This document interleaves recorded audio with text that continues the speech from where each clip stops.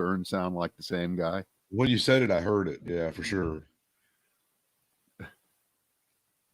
Except one of them was not an asshole.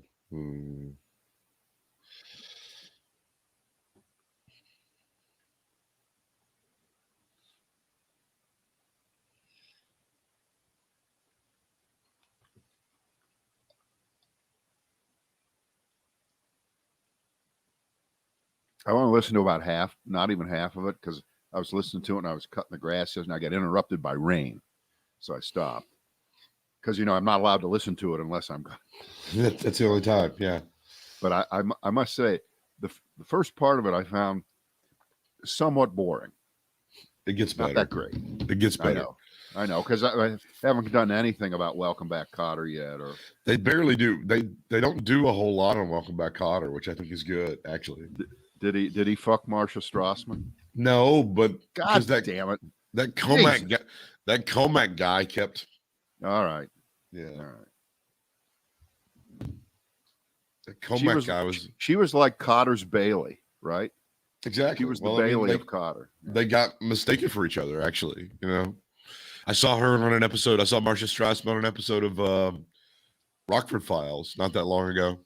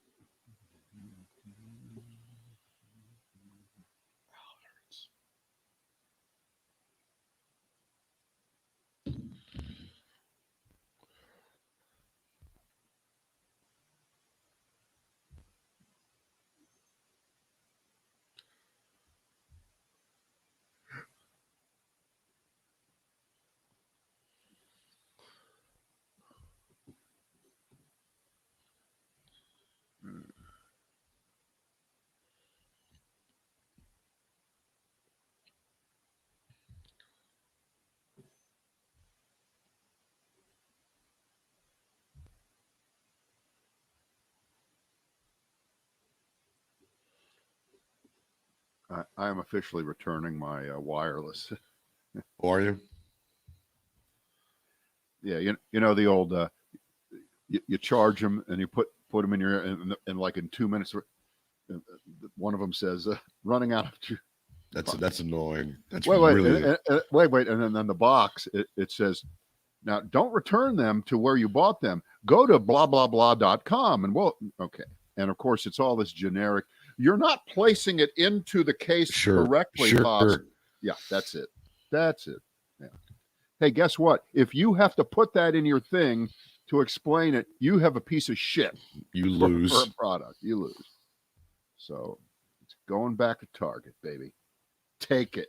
It's yours. It's yours. I don't want them. And I put extra ear wax into both of them. So nice. Nobody. Yeah. Don't you can't pull one over on me. Ready. It is the Brad and Britt cast. It's our last one for this week. It's been a great week. Been a fun week. We've had a lot of things that we had no business talking about, but we decided to talk about them anyway. That is a brand new and very exciting category. We're getting a lot of mail. A lot of mail. Maybe we need to go to the mailbag, Britt, and answer some viewer and listener mail. That's a thing. Does mail only come in a bag? It doesn't come in a bin or a box, or it's just the mail bag. That's what we have to have. You have to. Yeah. Bags and bags of mail. We get mail. We get plenty of mail. So you want to do pick from the three, or you got some shit we shouldn't talk about that we're going to talk about? What do you want to do first? Well, let's do. Is this too stupid for us to talk about? General Milley has been a figure that's been coming out a lot this week. He's been saying he was never going to allow Trump to do anything after the insurrection of January the 6th, and he was the guy that kind of guided it through, coming through really as an American hero. Brad, Trump has responded to some of these insinuations, inferences, and outright, they're actually facts. He would say, hey, if I was going to do a coup, I wouldn't do one with you, General Milley. Is this too stupid for us to talk about? Oh, not at all. No, what Trump just said is too stupid to talk about. Yes. But what I would like is a retroactive apology from, let's just pick a name, Facebook, for suspending me for a number of hours or days because I dared to put up a picture of Trump and Hitler together. And I made the analogy that Trump, this is months ago, years ago, I don't know, that he was behaving in an authoritarian way that reminded not just me, I'm not very original on this, but what went on in Germany in the early 1930s with an authoritarian leader who rose up through blatant nationalism and this victim mentality and grievance politics, and they did this to us, and we were stabbed in the back, and you were stabbed in the back. It's not about me, it's about you. All the things, the telltale signs were there, even as a candidate, even before that. But I want an apology from Facebook for suspending me because General Milley, here's General Milley, Joint Chief, he brought it up. He brings it up. He says, this was a Reichstag fire in progress. This is what they were doing, and they were doing it on the orders of Trump. But I joke about the Facebook apology, but this is not too stupid to talk about. And I wanted to check just to make sure that what you would think off the top of your head, if you gave it 1/10 of a second of thought, would be true, which is that the Fox audience knows nothing about any of these books. They know nothing. There is not one word on Fox.com about what General Milley did. It's none of that's there. None of it's there. So they know nothing. So no need to be concerned, Britt, that your relatives are going to have an opinion on this, because to them, January 6th was still just a tourist group gone bad. They couldn't find their way around because, I'm guessing that they could edit and put together a big montage of, a couple of times where a cop would move a barrier away and have them in, and they could re-edit everything with all the violence taken out, all the threats taken out, the hang Mike Pence shit taken out, the Mike Pence, Mitt Romney running down the hallway shit, all gone, and make it look that way. And I wouldn't doubt if that hasn't been done already. I haven't seen it, but that sounds exactly like what would happen here in a media manipulated world. Go. I'm looking at foxnews.com. And you're right. None of this exists. It just doesn't. It doesn't exist. None of this happens.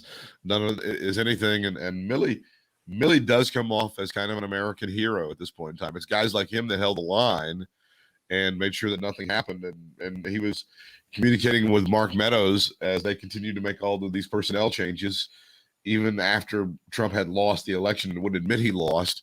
And he said, "Look, I don't know what you guys are doing over there, but it's not going to happen. The guys with the guns are not going to support Donald Trump and make sure that we're going to make sure he gets out of town on January the 20th. We're going to get the football back, and the guy who won the election is actually going to be the president." That's essentially what Milley was saying, and it is remarkable that Trump is denying it. That's how you know it's true. That's how you know the story is 100% true, right? Right. No question about it. Now, remember, the chairman of the Joint Chiefs of Staff does not have an actual command over anything. He is just that guy at the very top. He's kind of the liaison between the president and the armed forces, aside from the defense secretary, who's a real, cabinet person here. I think when the history is written, and it's being written right now, and it's being published right now, and it's moving to the top of the bestseller list right now, General Milley comes off pretty good, pretty darn good. There was that little thing where he stood next to Trump during the Bible thing out in front, and he's accounted for that, and I wouldn't hold that against him at all, for the simple reason that except for that moment, he did everything right. This is not a thing like with Bill Barr, where he did everything wrong and was a complete piece of shit for 2 years. And then because he said, well, I don't see any evidence of systematic fraud in the election, that he thinks he's a great guy now, that he was.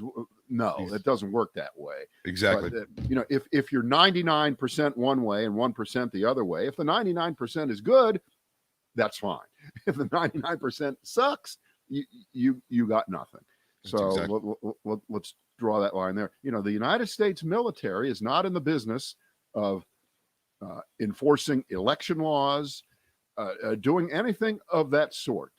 The only question I think that hangs over this would be if the chairman of the Joint Chiefs of Staff, General Milley, who has everybody in his Rolodex, old words, sir, old dated words, sir, in his phone, to be able to talk to everyone else in the military below him, and he was in the middle of what was going on. He saw what was going on.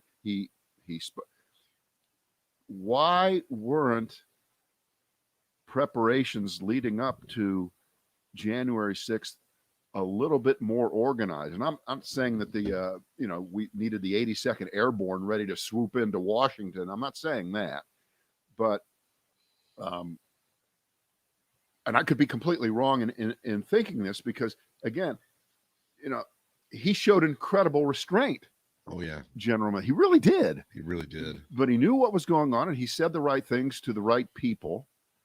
And for that, we should be thankful. I mean, we knew all along. We've known for years that there have been people who have moved papers off of Trump's desk that they didn't want him to see, right? Shit got moved away from him that he didn't need to see, and he didn't know anything of it because he's too stupid. I don't want to confuse that with toadies who never resigned or continue to run for office by saying, well, if it wasn't me, you'd get somebody worse. I don't consider that's not what we're talking about here with General Milley. And do keep in mind, General Milley was appointed to be the head of Joint Chiefs of Staff by Trump. So that kind of makes it sort of even better that he was the guy.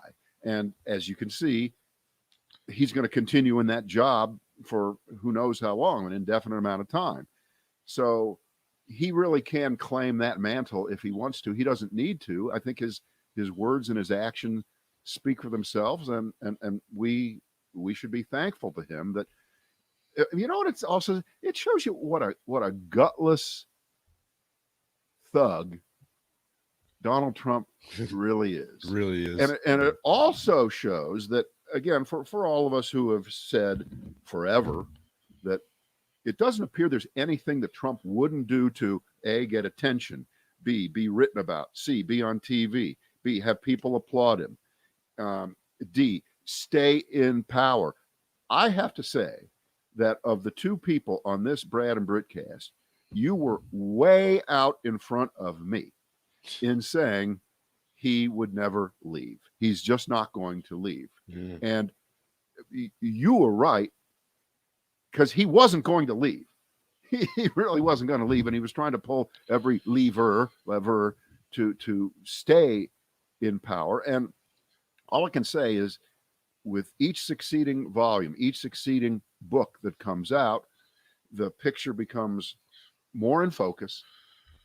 There's no question as to what really was going on.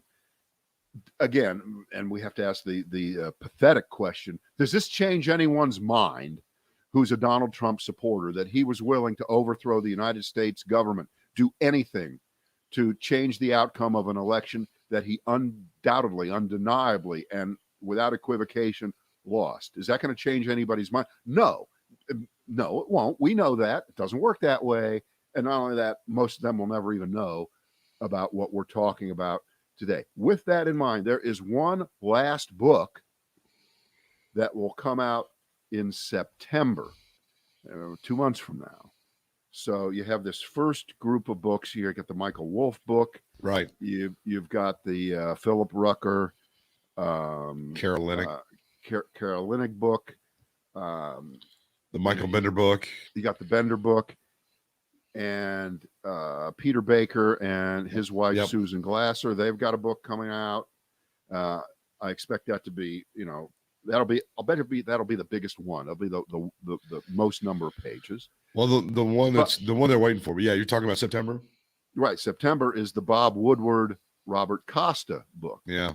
Okay. So you have the king of the title known as The Final Days. Yeah. Final Days 1972, Final Days 2020, Bob Woodward, and the very enterprising, dogged, take no shit Bob Costa of the Washington Post. You want to talk about the student and the mentor? I mean, and you got to believe, and I do, that whatever you think you know, Woodward and Costa will find things that will be infinitely shittier than what we already have learned. And that does not seem possible, does it, Britt? But I guarantee you, you don't want to make that bet against, do you? You're not going to go there. No. Because and then all of that's leading to the 2022 release of the Maggie Haberman book, which is supposed to be the absolutely. pièce de résistance. So, I mean, there's every one of these books kind of comes out with little pieces of detail of things. I mean, it's not surprising, but there's always a little something there that kind of like, oh, this is just the worst. And it absolutely is the worst. So yeah, I'm looking forward to all of these for sure. Checking them out and seeing what's going on. All right. I'm going to pick from your pile. Go ahead and give me what you got. All right. You fucking did this. Or Social Security for kids. You fucking did this. Of course you did. Of course you did. This is just outstanding Drek here. We have the story of what happened on January 6th when Liz Cheney and Jim Jordan found themselves kind of next to each other in the middle of all the mayhem. And Jim Jordan, ever the gentleman that we know him to be, offered to help Liz Cheney. Like he kind of grabbed her arm and said, we got to go. And she said, get your fucking hands off me, you piece of shit. You did this. You did this. Fuck you. I mean, I'm paraphrasing, but that's the story. That's the story. Yeah. And I, of course, naturally, 100% believe it. The Jim Jordan. Come on. Get out.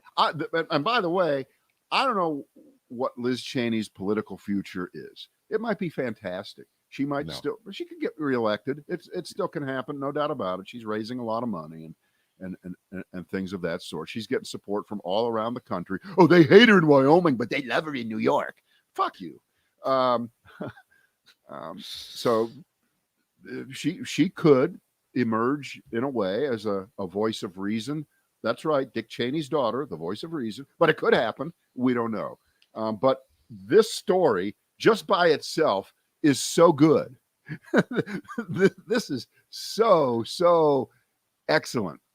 You fucking did this. You fucking did this. You just love the idea that Jim Jordan, for once in his life, had somebody in his face and expressed the reality of the situation to him, right? Yeah.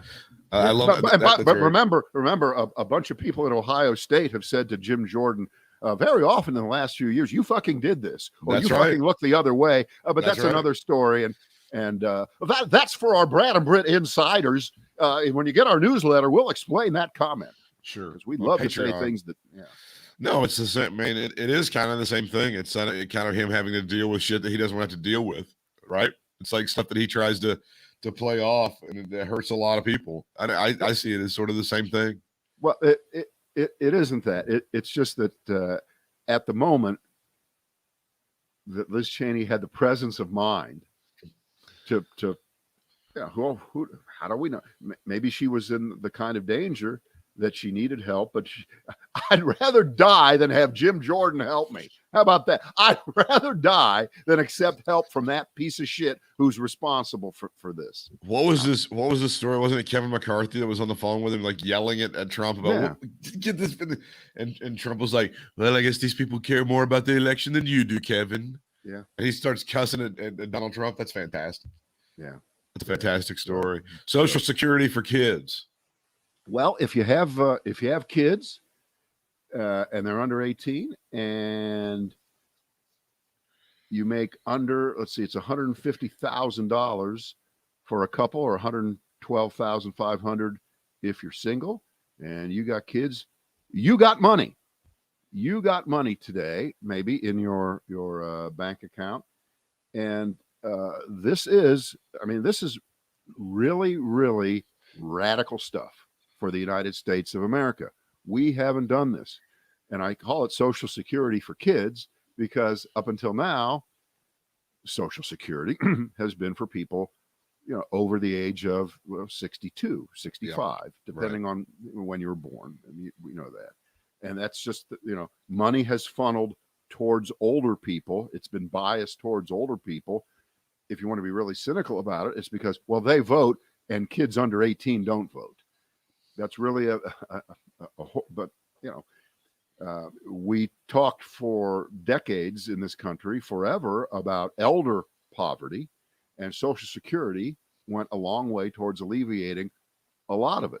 We still talk about childhood poverty a lot, and nothing like this has ever been done before, where you send money month after month to families all across the country. There's no means test whatsoever. Person that makes $20,000, if they get $3,600, that's a big deal for them. That's much more of a big deal than someone who makes 90,000, but that's how they're going to do it. The money goes out, and supposedly this will be a very good thing. It will help families. And of course, the argument against it is, well, here we are. It's the socialist paradise. Here we go. This is it. It's over. Game's over. Inflation's go crazy. Blah blah. And there's no evidence of we're not becoming Cuba. I know Cuba will become capitalist, and we're about to go socialist. I get it. We're this close to that because we're going to support families to that amount of money. So, and now here's the problem. The Democrats suck at bragging and selling. It's true. Because this really is a big deal. And again, this money isn't going to just Democrats. It's not just going to blue states. It's not going to people that are going to be rewarded for voting for. It's going to everyone with kids of that age.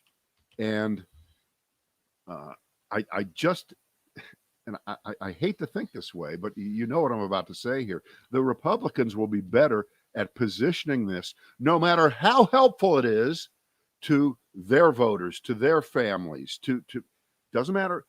They will still trash it, take credit for it, and call it socialism. And Democrats will be defending something good as something terrible when it gets relabeled. I hate to even, but that's what's going to happen. I think. Certainly makes sense. Sorry to say. Yeah, it certainly makes sense. Absolutely. Yeah. I hate it. So. Oh, this is a story that just came out. I think it was yesterday. Mitt Romney calling out conservative media figures casting vaccine doubt. It's frankly moronic. The senator from Utah is saying that he cannot believe that this is happening. We don't control conservative media figures, Romney said. I might have done better in 2012 if I did. That said, it's an enormous error for anyone to suggest that we shouldn't be taking vaccines, and the politicization of vaccination is an outrage and frankly moronic. One of the things I love so much about the vaccinations and stuff is the people who make it political are now bitching about it being political. And I'm not talking about him. I'm talking about others. But they're like, oh, my God, this has become so political. Right, because you have made it political. People like Tucker Carlson, et cetera, have made it 100% political, right? Right. Well, within the hour that we're speaking, the Surgeon General appeared in the White House press room. CJ left the stage and let the Surgeon General get up there. And he is now, I guess, kind of leading the charge against this kind of misinformation. Let's see the story. This is the AP story. He's urging tech companies, healthcare workers, and everyday Americans to do more to stop the spread of misinformation about COVID-19 and vaccines. That's great, but we know where the real misinformation, disinformation is coming from. And it's not just those places. Teachers, he said, should expand education on media literacy and critical thinking. Well, this is all great. It's all true. It's 100% true. But you are up against this disinformation media, social media complex from people who have all been vaccinated. From of course, for them it's profitable to lie about the reality of the situation. I mean, how many more days in a row are we going to have to see the numbers get worse? Now it's 49 states have higher rates of coronavirus spread this week compared to, well, it's only 49. At least it's not 50. Okay. How many more days do we have to hear that the numbers have reversed, that there's a bounce, and that the bounce is confined everywhere in the country to places in any of those 49 states where there are people who are unvaccinated, because 99.5% of the people who are dying are unvaccinated. See, the idea that you have to get beyond that figure, that isn't such a compelling, overwhelming, inarguable piece of information. If that doesn't get through your thick skull, if that doesn't penetrate, then nothing else will. You need to die. And then after you're dead, you can call in and say, maybe I was wrong. No, I was still right. I was still right. You know, we need a really famous person to not be vaccinated, who we will only find out is not vaccinated after they catch the coronavirus and end up dead. And then someone in their family steps forward and says he never wanted it. And it's got to be a famous person, or it's got to be another one of these dumbass Republican politicians, many of whom already died. Yeah, it's got to be Herman Cain III who gets it. I mean, but even death doesn't seem to get in the way of the narrative, does it? No, it doesn't. That's the weird thing about all of it. And which right-wing celebrity would you like to see? I mean, I guess Ted Nugent got it, but he didn't die, right? He's still with us, huh? Well, but he'll be a long hauler. Yeah. Whatever a long hauler is when you're in your 70s. That's correct. Yeah. Surgeon General Vivek Murthy saying that he has lost 10 family members to the coronavirus. This is in the press conference that you were talking about. So, I mean, he's personally suffered from this sort of thing, and he knows what it is. And to have people readily available with a free vaccine they can walk down the street and get, and have people still resistant to it, has got to be probably pretty frustrating for him, I would think. It's frustrating for everybody. It's frustrating for the whole country, because it looked like a month ago, 6 weeks ago, holy shit, everything's coming back. Fill up the baseball stadiums, go to a concert, do all those things if you're vaccinated. And then what were we talking about? We were talking about the free riders. Free riders who thought, well, that must mean there's herd immunity out there and I'm not going to get it, which is just so stupid. I can't even open my eyes to talk about it. It's so stupid. But that coincided, of course, with the drop off in the number of people getting vaccinated all over the country. And it just, you know what it's equivalent to? It's I'm going to go on a diet and I need to lose 30 pounds, and you lose a quick 10 and fuck, are you happy? And the next thing you know, not only do you put it back on, but you're 25 above the original number, because you got to keep going. You can't stop. You have to keep going. They were, at that CPAC thing, they were applauding young people not getting it and stuff. And you see, like, the number down in Florida, it's exploding, particularly in South Florida, and they're getting younger folks who are now succumbing to being infected with COVID-19. You're seeing it right now. Well, first of all, it was a myth. It was always a myth that children couldn't get the virus. Right. And who was the number one pusher of that on the broad scale? It was Trump, right? Yeah, big time. Trump was going crazy and lying when states, when governors, when localities had to make decisions about keeping schools open or keeping them open in a limited fashion with all kinds of really radical social distancing measures and masks. And Trump's answer to that was, well, kids don't get it anyway. I don't know what they're doing. Remember that? And every lie that he told in this area has stuck in a way. It really, really has. I mean, he has been the king of mis and disinformation, and we need not go over the facts of him actually being one of the early people to get the coronavirus vaccine, keep it hidden, and then lie about it to Bob Woodward in terms of how dangerous he knew that it was back in January, February of 2020. But in early 21, he gets vaccinated while he's still president and says nothing. And I said this a few weeks ago. I think it's worth saying again. That period, and just put aside everything we were talking about earlier in the podcast about his plot to overthrow the government, what General Milley had to do to make sure that the ducks were in a row so that there could not be some kind of coup. And again, there's another word. Boy, if you would say coup a few weeks ago, a few months ago, you're crazy. That can't happen. That's what happens in small Latin American countries on Mission Impossible. That would never. And you know what? They were thinking about it. We were thinking about it, but I'm glad to know that they were thinking about it too. That the Joint Chiefs of Staff guy was thinking about it, and other people were too. But that period. After Trump lost the election, allegedly. You see what I did there? Oh, God, you suck. Yeah. You suck so bad. Right.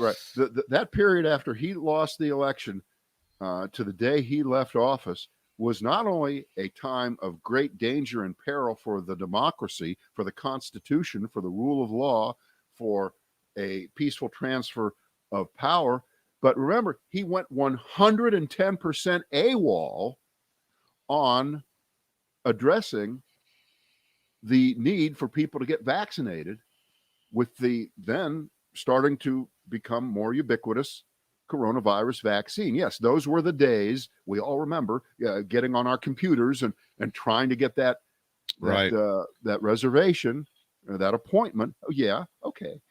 But Trump was not associated with any of that. That was all people locally. That was people wherever you live. You have people working their ass off to get the vaccine distributed as much as possible. I mean, you remember those early stories where they would go to, I think it's Benton Harbor, Michigan, where the Pfizer plant is, where they made the vaccine, and they'd show the giant freezers and the trucks, and they put it on airplanes and the rest. And you know what? At that point, Trump had nothing to do with that. Okay, and the incongruous stupidity and irony of Trump during the campaign, bragging about Operation Warp Speed that helped fund some of the research, I guess, that helped get the vaccine produced quickly. And he rightfully so can take credit for that if he wants to. But that didn't develop the vaccine. He wasn't it wasn't like there were no scientists working on this until Trump came up, and I'm sure it wasn't his idea. He was told something called Operation Warp Speed would be a good idea. So he went along with it. So it works. The vaccine comes out a few weeks after the election, right? And Trump is pissed. He's depressed. He's annoyed because he's decided now it's a plot against him because they had it 2 months ago and they were holding it back so that I would lose the election, as if that was the reason that he lost the election, which it wasn't. But meanwhile, he goes completely dormant. He's like a fucking bear in hibernation in that White House about this number one problem in the country, the spread of the coronavirus and the need to get as many people vaccinated as quickly as possible. So he doesn't talk about it. He doesn't encourage. You know what happened? One or two times you can find a clip and they'll play it and say, Donald Trump never said don't get vaccinated. And they'll find 1 second where he said it. 1 second. But other than that, he encouraged and fostered skepticism and hesitancy, and don't worry about it. It's not that big of a deal. It's no worse than a cold. It's not worse than a bad cold. And I mean, that part of the story, that's another book unto itself. Besides all the politics that we're seeing here in regards to him trying to hang on to the presidency, the dereliction of duty of Donald Trump between November 3rd and January 20th will never be duplicated by anyone ever in the history of this country. It's never been worse than that. He is responsible.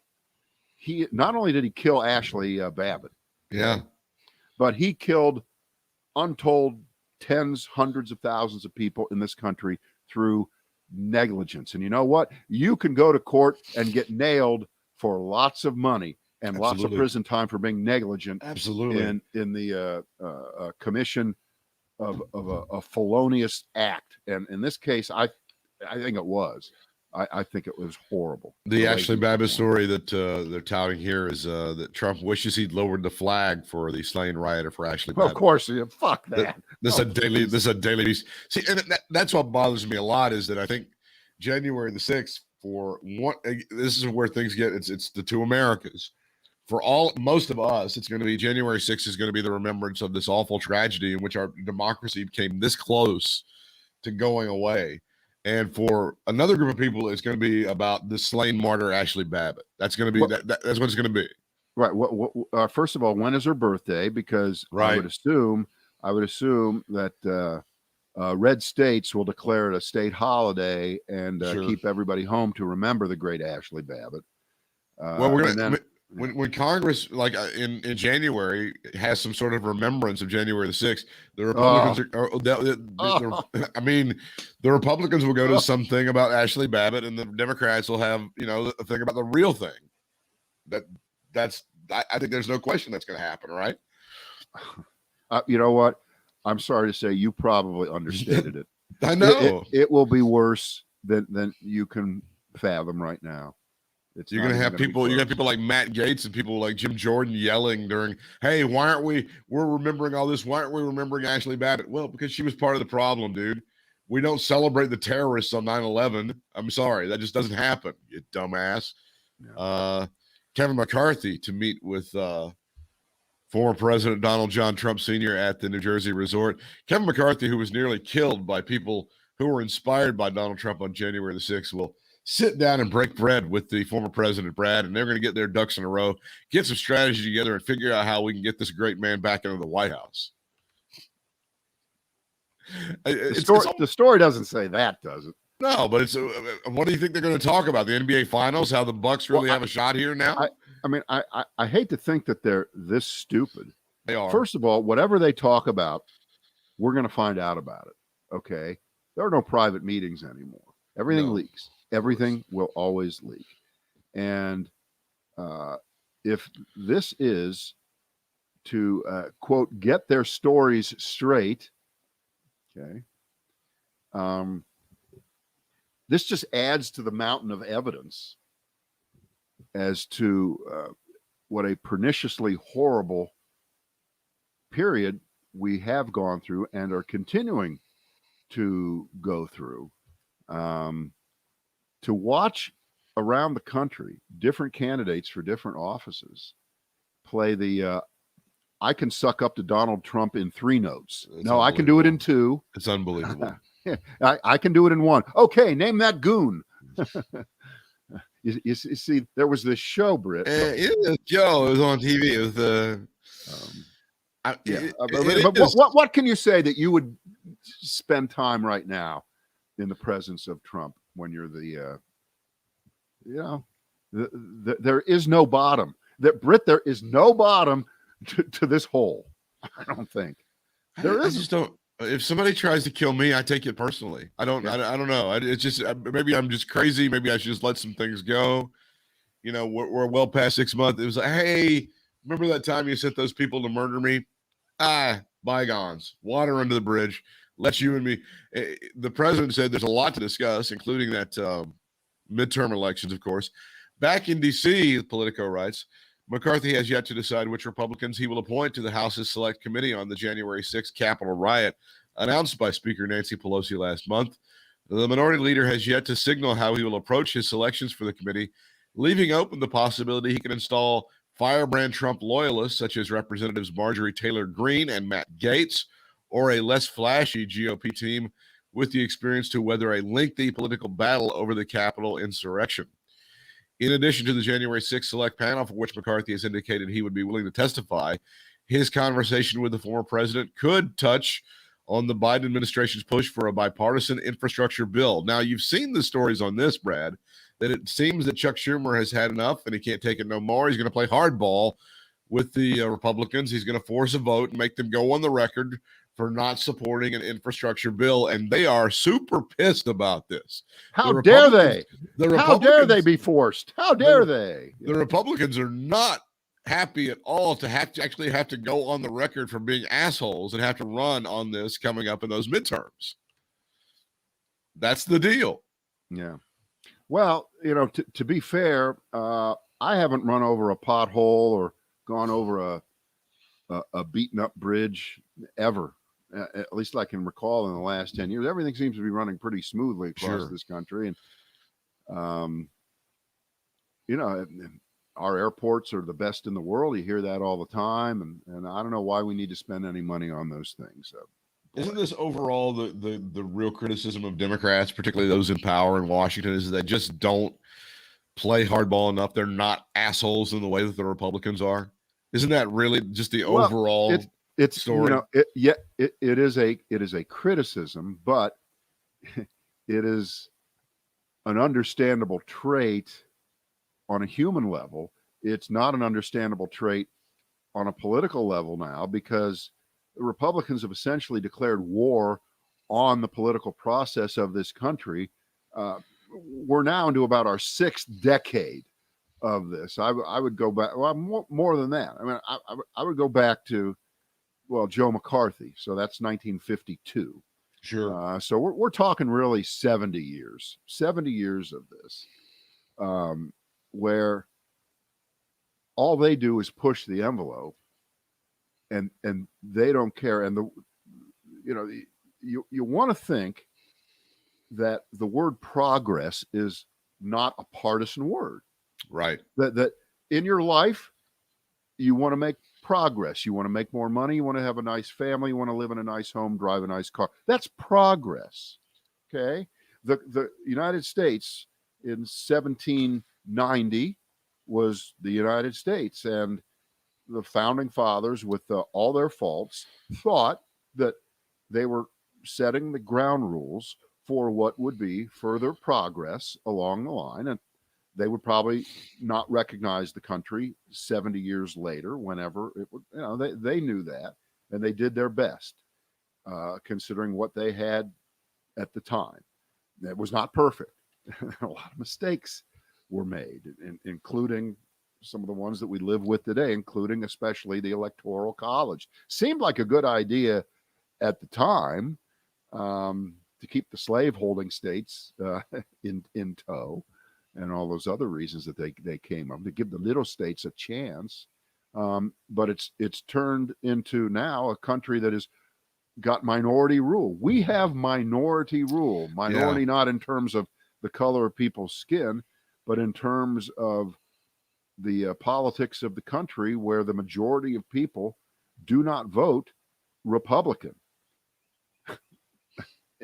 Overall, they just don't. But because we've got all of these artificial boundaries known as states and congressional districts, the Republicans have been better at manipulating the rules in order to maintain power. And now, remember, the struggle over every issue that we talk about is about Republicans playing three-corner chess with themselves to try to figure out, all right, what is the best way to manipulate whatever situation there is to get enough people, even if they're a minority, to vote a certain way. And as long as we have set the boundaries of voting areas correctly, even with a minority of people, we can still win a lot of elections. We can still get it done. And of course, you see this at the presidential level where they can't gerrymander states, but therefore you come up with all these kinds of voter suppression tactics. And I think we need to restate one thing that I think is being lost. I know you pay close attention to this. You probably do too if you're listening, watching us. That the right to vote, as it's being discussed today, very often is paired with the phrase voter ID laws. Right. Okay. As if just it's only about voter ID laws. If we could just, all Democrats are against all voter ID laws. That's the worst thing ever. Of course, that's not true. That's not true. Voter ID laws, I think across the country, have about a 70% approval rate. That includes a lot of Democrats who understand that in the main, overall, fair voter ID laws that don't make it, say the way they used to have it in Texas. Remember, you couldn't use a student ID from college, but you could use a gun permit to identify yourself to vote in Texas. They had all these kind of crazy ass rules, and that's wrong. And even Georgia, as bad as Georgia is, and as shitty as some of the stuff that they're proposing, if what I read is true, and they say, all right, here's the thing, and I don't know whether it's Georgia or Texas. I now mix them up in terms of which state is going hardest on this. But they say, all right, you just have to give us the last 4 digits of your social security number or a driver's license, and that's ID. That's good enough. Now, that's not the worst thing in the world, because if you say, well, wait a minute, everybody doesn't have a social security number. Well, you know what? Sort of everybody does. Well, unless you're not a citizen. And then if you're not a citizen, you're not going to be voting. So a fair voter ID law is okay. But that's not the only thing that's happening here. No. That's not what's going on. No. It's going backwards and saying all that progress, there's that word again, that was made in 2020, almost inadvertently, because of the measures that were taken to help people vote more easily in the midst of a pandemic. You know what? Those were pretty good. Right. Those are pretty good. And the Republicans hate that. And they're really fearful, I think, of this in Texas, certainly in Georgia too. But in Texas, where they had 24-hour voting in Harris County, which is Houston, which is, right, of course, the biggest county in Texas. Most people, I think there's like 4 million people in Harris County. It wasn't 24 hours for like the entire time. It was like 24 hours for a couple of days. They did. Right. And why did they say they did that? Why was that and by the way, that was only in Harris County, which is, of course, run by Democrats. Right. And there's local control of elections. Republicans love local control unless it's not their local control. That's correct. Right. That's right. Then they want the state to pass a rule. Unless you guys fuck it up. If you guys fuck it up, we got to come in. We got to hurry and get there. And they hate the fact that Harris County, heavily Democratic, made it so that people who may work weird times on shifts could go at 3 a.m. and vote, at least for a 24-hour period. That's correct. Maybe they did that once. Maybe they did it. It doesn't matter. And also with drive-up voting. And by the way, I don't know what the objection is to drive-through voting. We had it here. Britt, I was at 2 different voting precincts, and they had it so you could just drive up, sit there like you're at a big boy restaurant waiting for the car hop to bring out the hamburger. What was it? Arnold's on Happy Days. And they would come out with a clipboard. Well, wasn't the objection? Didn't somebody say this week that somebody could be in the car with you, telling you how to change your vote? Wasn't somebody bitching? Was a Republican saying that? But this is why I'm bringing it up. The answer is yes. in Texas, that's what Governor Abbott said. Oh, we, yeah. we mentioned this a few days ago, that drive-in voting is very dangerous because you could be under the influence of someone, say in the back seat, crouched down with a gun to your back. They're going to blow you through the front seat and through the steering wheel if they, while they're watching you vote, detect that you voted the wrong way. So we have to stop that. But wait a minute. We had here drive-up voting. You drive up and just sit there, and someone would come out to the car, and they'd bring the ballot, and you'd fill it out and say, thank you very much. And you know what? It was great because you know what? Some people, they don't walk very well. They can't move very well. They might be in a wheelchair. Isn't it nicer for them to be able to sit in the car and be able to vote? The answer, of course, is yes. So it's all these other rules that they're coming up with. I think that they should just not bother with this and just go back to the bringing a jar of jelly beans out there and saying, could you tell us how many jelly beans are in the jar? Right. And if you don't get the right answer, you can't vote. Sorry. Or this was another one. They had all these back when they were doing literacy tests.